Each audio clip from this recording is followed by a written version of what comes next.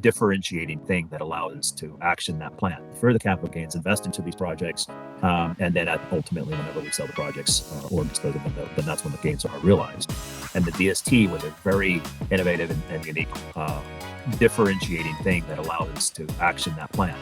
When we came into it, I have to say I had a lot of skepticism, and I thought, well, there seems to be a good concept, but there are some issues going to the whole risk mitigation and focus. And I want to make sure that I bring in the people that do know what is going on, that has that experience with me. And I'll have to say, there were some doubters that go, this sounds good, but you never know what you're getting into.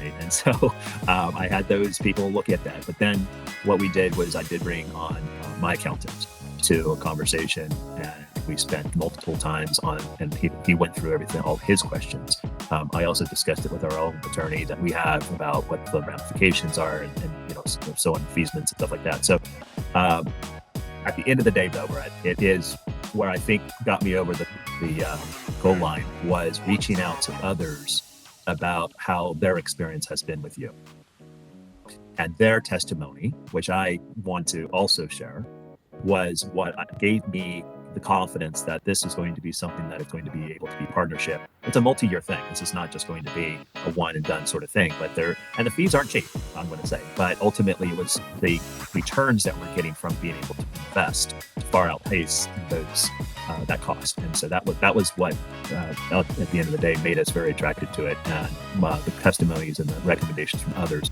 really cemented doing it in my mind. Hey everybody, I want to welcome you to another episode of Capital Gains Tax Solutions, also streaming on Build It to Billions. I'm Brett Swartz, he's Dan Palmer, and we're covering some of the biggest objections to help you feel great about your exit with us, whether you're an advisor who's going to be bringing in a client of yours, or whether you are the owner of a business or real estate or stock, Bitcoin, and you're saying, hey, can I trust these guys? Can I get around this deferred sales trust? Do I have enough, confidence because my exit's coming up quick? Dan, you just watched that video. What really stuck out for you? And then let's dive into these big objections on legal and fees and help everyone hopefully overcome any hesitation they have right now. Yeah, I think there was a lot in there, to tell you the truth. He talked about how many eyes he put on it before he moved forward. He was worried about the risk mitigation, which, I'm sure after talking with Campbell Law, you find their track record, 30-year track record, thousands of transactions, billions of dollars in sales. They've also defended the audits. And so I think that made him feel comfortable. But then also hearing the testimony of other people who have gone before, I think that was powerful for him. I think also bringing his CPA in, we always laugh, CPA has really no incentive to tell you to do something that they don't know about. If it goes well, they don't get the credit for it. We do. If it goes bad, then they get the blame for it. And so they normally just put up a roadblock right off the bat. But when the CPA comes in and meets with us and they hear that this is not tax evasion, it's not tax avoidance, it truly is tax deferral, it's legal, it makes sense, and they walk through the process, they normally get on board and they say, wow, this is just an incredible thing for you. So those are some of the initial things that jump off the top of my head. Absolutely. And I also want to share that Nathan Judge is happy to talk with anyone here who's considering using our services, Capital Gains Tax Solutions. A little bit about his background as well. He not only builds these amazing, they rent out for $20,000-$25,000 a week, Airbnb kind of compounds on the beaches of North Carolina. But before that, he was a stock risk analyst. And so if you watch these MSNBC or BBC News and the money shows, he was one of the talking heads that would come on and analyze stock, analyze investments, analyze the market. So for a living, he analyzed risk, right? So you can imagine for his own sale, the amount of, detail and rigor that he put us in the strategy through, and rightfully so. I'm glad he did. And you should take that approach as well with as you come in to consider our services or anyone else's services that's providing large, momentum events for you and your family. And so that gave me a lot of, every time I close a deal, Dan, I get more confidence because it's not just, me saying, I think this works. This is years ago when I started at Marcus and Millichap. I'll never forget when I was speaking with one of my kind of mentors in the office, and he said, I said, I asked him, how do I get on the other side of the phone? Like, how do I get to these meetings? Like, this is so hard. And he goes, well, you got to add value. And I go, what do you mean? He goes, well, every time you call people and every time you talk to them, if you can't solve their problem or know more about their property and have a solution for it, you're really just wasting their time. Like, that's all you're doing when you're doing that. And so you've got to come into with something with conviction, with confidence, with a true solution to their actual problem. So understand their problem and have a true solution that's going to be transformational for them. And at that time, you're thinking, okay, so that's like finding another property in a 1031 exchange, or that's, helping them, understand that they can raise the rents, or they could do this, tax, property tax reassessment by submitting to the county, like, so those kind of things. But what kept coming to the top of my mind through all of my conversations, that people wanted to transact, but they felt trapped by the capital gains tax. That's when I learned about the deferred sales trust and the way to defer taxes, not having to do a 1031 exchange. But I still would call and kind of test it out, right, Dan? And say, hey, what do you think, right? Because I was still, 24, 25. Like, I'm just really new in the business. And it wasn't until I really start to close the deals that I start to get the conviction. And every time I close a deal with someone like a Nathan, and I go, wow, Nathan, your background is extensive.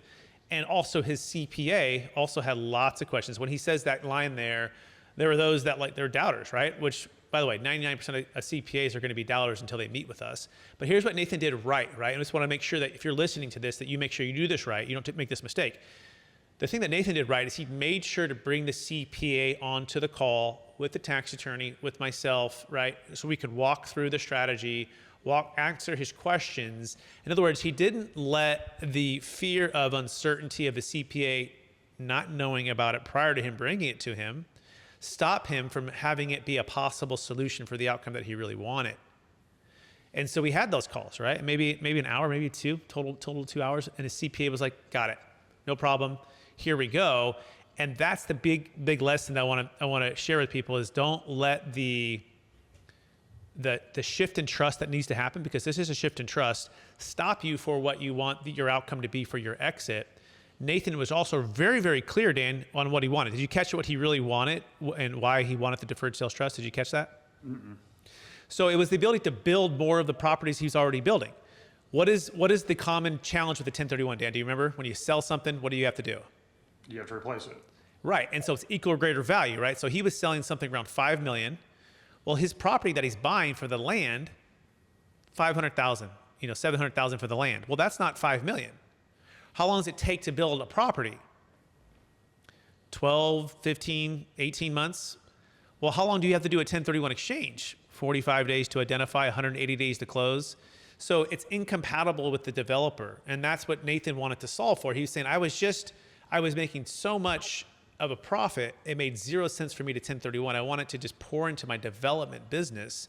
And so for him, it was an ideal marriage, right? And so this is what I want to encourage you to have. And I call this the successful exit pyramid, okay? It's really, really the foundation is, first of all, having a mindset of stewardship, knowing that, hey, there could be other opportunities for me to defer tax. It's somewhere between 20, 30, 40% of every one of my exits. So how can I be a steward of that and not just assume that I have to pay the tax? And then it's like leadership, building a team of leaders to help you through this. We would love to be an opportunity to be a part of that leadership team with you. Of course, your CPA is a part of that team. Your financial advisor is a part of that team. Then it's about trust, because at a certain point, you do have to shift some trust or bring in some extra folks to the circle. Then I'd say it's about poise, right? You got to have poise, because there's going to be some places where you're like, is it still really real? Is it still really work? Dan, what's the one common one when they go, are you going to take the money and move to Puerto Rico or move to, overseas? Yeah, I mean, for a lot of our clients, it's the biggest exit of their life. It's a gigantic deal, and we take that very seriously. And we try to calm the nerves and say, hey, we're going to walk you through this from start to finish. And normally, they get there because, they meet the tax attorney, they meet with us, we talk investments, we just kind of inch our way through the process, and they gain comfort as they go. Mm-hmm. What I like about what Nathan said is he didn't just slam the door the first time he had a doubt. He had a problem. He was going to have a gigantic capital gains tax bill, and there was a solution in front of him, and he examined it, and he investigated it, and he found out the truth about it, and it changed his life. It would have been very easy for him the first time he had a doubt just to slam the door. And we do that in our life all the time.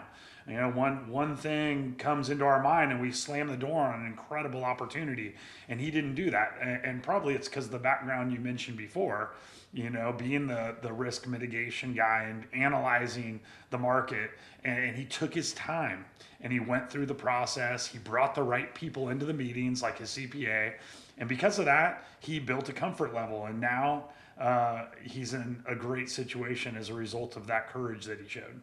Absolutely. We call it, you know, poise. I think about basketball growing up and playing in like big games and the intensity of you know, the time running out, and you have a chance to have some poise and that's really what's happening in these large exits. And the challenging part for most, you know, the entrepreneurs we work with and the investors we work with is they're not often having multi-million dollar, you know, tens of millions of dollar, $100 million exits. Like it's probably the one or a couple times maybe in their entire life. And so it takes a tremendous amount of poise to not get too high or too low within the process. Now, one thing that I've always appreciated about the attorneys that we work with, and then also just a little bit about what we do, is we work on a conditional basis. And so we promise not to talk you into anything if it's not a good fit. At any point you think it's not a good fit, just let us know. And 100% conditional. If your deal doesn't close, you don't want to use the trust or structure or services, you don't owe us anything. And so that's a very kind of just low stakes due diligence opportunity for you to exercise poise. Now, keep in mind, we do need to set this up prior to the close of escrow. Really important. Unless you're working with us with your 1031 exchange, and then we can do a partial 1031 or save your 1031. But either way, we need to be, you know, early. And so we want to encourage you to sit down with us on a consultation call if you haven't already, to talk with our clients like a Nathan and others. We have our Capital Gains Tax Solutions podcast and YouTube channel. Our YouTube channel in particular has this client success stories. If you go to their playlist, and you can watch a handful of client success stories and their videos and their testimonials. And I mean, I'm thinking about David Sloan. He's an attorney who owns over 3,000 units, right? Same type of, you know, very smart, very sharp. And his business partner, Jordan, as well, built a tech company, exited that, and is in multifamily investments. There's Nathan Judge. There's a gentleman named Jeff Joaquin, and Jeff, with his advisor, Joe Walters, reviewed this. That they sold a billboard. He sold a billboard company and used their services. Those are just a few to consider. Go to Capital Gains Tax Solutions YouTube channel. Click on playlist to watch some more. So let's kind of tackle the kind of the action I want everyone to take here or consider taking, right? I want you to steward the vision that you feel called to for this exit, right? There's a reason you're feeling called or moved towards making an exit, making a change. Maybe it's truly passive income. Maybe it's retirement. Maybe it's to launch that next business venture. By the way, for Nathan, it was to him to fund his next development project. He was developing, selling, you know, paying, you know, 30, 35% of the proceeds in tax, starting over, doing that again, starting over, and he's going, wow, I mean, this is 33%. I mean, if I do 3 deferred sales trusts, that's like I did an extra deal, right? It's about 100%, 33, 33, 33, right? It's an extra deal. And so it just made sense. And so what's the vision for where you're at? And steward that vision. Don't let anything get in the way of that vision. And then you got to entrust the execution. Like kind of what Dan said, that our legal track record collectively with the tax attorneys is perfect right now. Going back close to collectively 30 years, thousands of transactions, and never had a single change in any of the audits. By the way, never been on an IRS watch list, the trust, never been on a dirty dozen, not a reportable transaction. And so those are key things for your CPA, right? To know that if you're wanting to encourage them to take a look at this is something that has a long track record. So the legal part is there. It's also lifetime audit defense provided. Dan, explain the lifetime audit defense, and then we'll go into fees. Yeah, so the tax attorneys we work with, it's part of their initial fee to set up the trust. If you're ever audited, they already have the file on you. They build it. I like what they say. They say we start from the beginning building the file to defend any potential audit. And so if an audit comes, they have the file ready and they defend it. And after 30 plus years and 20 something audits, they have a perfect track record. And so for a lot of people, that's the big concern. Like, am I going to get audited on this? And it's like, well, probably not. It's thousands of transactions, maybe 20 something audits. And so very, very low chance of even getting audited. But then even if you did, for whatever particular reason, they defend you at no additional cost. And so that's a great relief for a lot of our clients to have that in the back pocket, to where, hey, if I get that dreaded letter, I just send it over to the tax attorneys and they handle it. 100%. And by the way, it's up to about 35 now. All still no change, no findings for the audits. State level audits, promoter level audits, federal audits. Most of our audits in California never had a change or a finding. There's also a private letter ruling. People always wonder about that. If you sign the NDAs, they're happy. The tax attorneys are happy to provide that. And there's also been third-party national law firms that have looked at this and given the green light. In fact, if I go back since 2009 and working with this, Dan, I would say 98% of all of the actual CPAs who signed the NDA or the tax attorneys who signed the NDA, they've all given it a green light. And they usually say the same thing. Wow, Todd really figured it out. And it was actually more simple than I thought it would be. Like, they had this idea of where they thought it was and maybe why it broke down. Then once they signed the NDA and Todd broke it down, they go, oh, that actually is simple, really simple and smart. And, wow, yeah, you figured it out, Todd. Like, way to go. And so that's the common thing. You have to realize that on the other side of the table, and this is fine, we're happy to compete. And by the way, sometimes it's combination sequencing and timing on different strategies, but usually the person who's saying the loudest no is the person who has a competing strategy, which is fine. Like, you might want to use a little bit of both. And maybe theirs is better, by the way. We like to say we're capital gains tax solutions, plural with an S. And so if you have something better with a longer track record and all these different things, we're happy to work with that. In fact, we work with groups as well that do some charitable stuff, which is fantastic. We have some groups, of course, that do some Delaware statutory trust, which has its place. Of course, the 1031 exchange has its place. But the deferred sales trust we found is the most flexible, legal, proven strategy that most often solves the most amount of large dominoes, those big momentum things that people are trying to get: truly passive income, diversification, liquidity, to be out of debt, to eliminate some estate tax if they're doing our 2.0 version, to be able to defer some income tax, to be able to partner and be an entrepreneur with the capital. These are all these different things that we want to encourage you of what's possible to partner with your kids or your grandkids, to not have to go into investments ever again. It's as far as active investments, it's really that transformational for families. And so the lifetime audit defense is really important to understand. There's also an audit window. It's usually 2 to 4 years, depending what state you're in. I think California is like 4, most other states are 2 to 3 from the time that you file. And so as long as you fully report, and our tax attorneys will work with your CPA to make sure it's properly reported, it's the statutes are running. And after that window, it's really kind of a locked door for the audits. And so that's also a peace of mind. It's not something you have to be thinking about, and you shouldn't be thinking about, because it's not anything legal that has been an issue. And so now let's quickly touch on fees, Dan. So walk through what's the fee for the law firm, and then I'll walk through what the fee is for the ongoing for the trustee. Yeah, the fee for the law firm, it's a one-time fee on the gross sales price at closing. It's 1.5% on the first million, so $15,000 for the first million, and then 1.25% on anything above that. Like I said, that's a one-time fee, and they're normally, set it up, and then they're kind of out of it unless an audit comes, and then they step back in and defend you. Perfect. And I'll just kind of break that down for folks. Let's just say it's a $5 million gross sales price. We'll just say it's debt. There's no debt, but regardless of debt or not, it's still on the gross sales price. And let's just say you own it 100%, so there's no partners. So like Dan said, on the first million, it'd be $15,000. And then on the next million, it'd be 1.25%. Next 4 million, 1.25%. So it'd be 50. So it'd be 50 on the 4 million, 15 on the first million. So a total of 65,000. Only paid at closing, one-time legal fee. There could be some hourly if there was some adjustments along the way that's outside of the scope. It's kind of rare, but that's just something to keep in mind. Okay, so that's the one-time legal fee paid at closing, paid from the escrow proceeds. Now the ongoing trustee fee, I'm going to break this down and kind of give you kind of a window here, okay? Depending on the amount, we have some fee breaks, but I'm going to start with the high. I'm going to work my way back to the low. And so up to 3 million, you're basically, if it's total net proceeds. So let's say you did sell an asset for 5 million and you had 2 million of debt. Well, that 3 million, let's say, hits the account minus the closing costs. Let's say it's exactly 3 million. So 3 million is being managed under trusteeship with us. Let's say we have a financial advisor on the account. It's going to be about 1.5% to 2% what's combined with the financial advisor and the trustee. So all in, about 1.5% to 2% on a recurring basis. okay, every year. Now, our unique advantage is we wait about 60 days before we collect any of our recurring fee. Okay, and that means we have a chance for the trust, hopefully, to make some interest, to earn. And in an ideal world, it just cash flows our fee. We don't know what's going to happen with the investments. Depends on your risk tolerance. Depends on where we put it. Depends on the cash flow. But at least it gives the plane, if the trust is trying to take off, it gives it a chance to get to a cruising altitude and producing the cash flow.